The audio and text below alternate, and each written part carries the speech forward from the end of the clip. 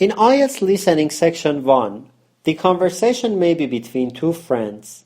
In this case, the speakers may use fillers, phrasal verbs, and colloquial expressions.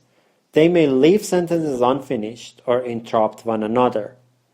If the conversation is between two people who don't know one another well, for example, a conversation between a shopkeeper and a customer, the language is likely to be more formal with phrases typical of this type of interaction.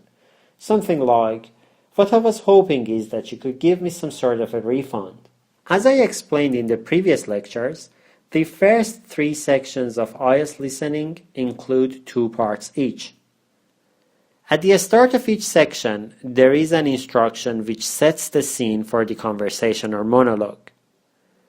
At the start of section 1, you have 30 seconds to read through the first part of section 1, which comprises of 4 to 6 questions, out of the total 10 of course, and get ready before the recording starts. Between the part 1 and 2 in section 1, there is another 30 seconds given to you to read through the questions in the second part, and at the end of part 1, there will be extra 30 seconds to check your work and review the answers. So, altogether, you have 1.5 minutes for preparation. This is great. We call these golden minutes, as they help us a lot in finding the answers when we are listening to a recording. Section 1 starts with an example. This is the icebreaker of the listening test, to calm down the candidates and orientate them into the test. When the example is being played, please don't read the questions. It is a mistake. Example is not part of our golden minutes. If you start reading the questions during the example time, you may miss the start of the real recording. So, take my words and don't risk it. I know a number of candidates who have done it in their IELTS and regretted it big times. After the example ends, your first golden minute starts. You will be given 30 seconds to read the first question set, which varies between 4 to 6 questions. We have different strategies for different question types, which I will explain in details a bit later. But for now, let me introduce the second general technique to you. Never ever read the second set of questions during the golden minute allocated to the first part, even if you have enough time. The reason is that human brain has got a limited capacity to keep things in its short-term memory. By reading more questions, you only confuse yourself, because what you read last is what you remember the best.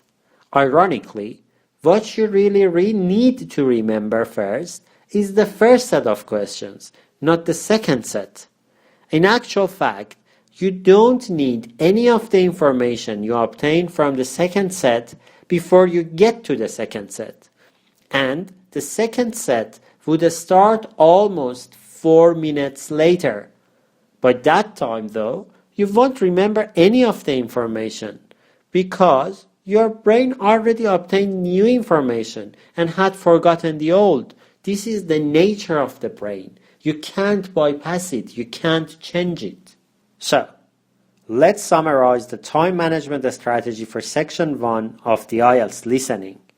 When the example is being played, don't read the questions and only listen to the example, concentrate on it, and get the most out of it. In the first part of the golden minute, the first 30 seconds, read the first set of questions and apply appropriate technique, which you will learn later.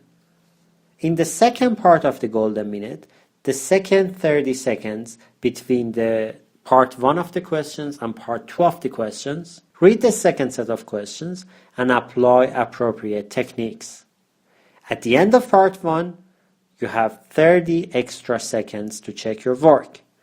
You may have missed 1 or 2 questions or are not sure about a few answers and just have written some words that you thought might be the answer.